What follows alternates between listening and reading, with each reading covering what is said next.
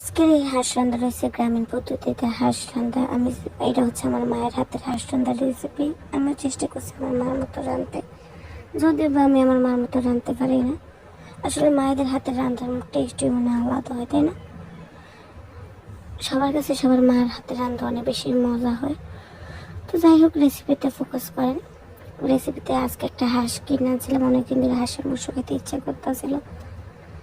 তো হাঁস কিনে আনার পরে ওরা ভালোভাবে পরিষ্কার কইরা ওরার মধ্যে পেঁয়াজ কুচি, হলুদের গুঁড়া, মরিচের গুঁড়া, হলুদের গুঁড়া, রসুন বাটা, আদা বাটা দিয়ে সুন্দর করে ম্যারিনেট করে রাখতে হবে আধা ঘন্টার মতো।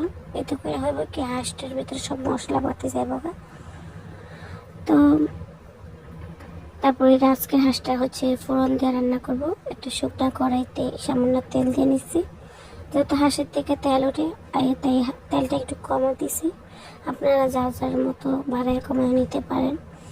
তো এখানে 2-3টা তেজপাতা, 2টা দারচিনি, কয়টা এলাচ দিয়ে একটু পেঁয়াজ দিয়ে ভালো করে ভাজা, আর সাথে 3টে শুকনো মরিচ দিতে হবে।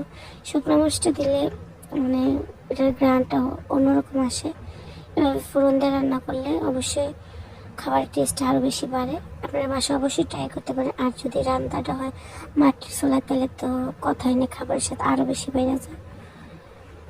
তো আপনারা কি কোথা থেকে আজকের এই ভিডিওটা দেখতেছেন অবশ্যই কমেন্ট করে জানাবেন।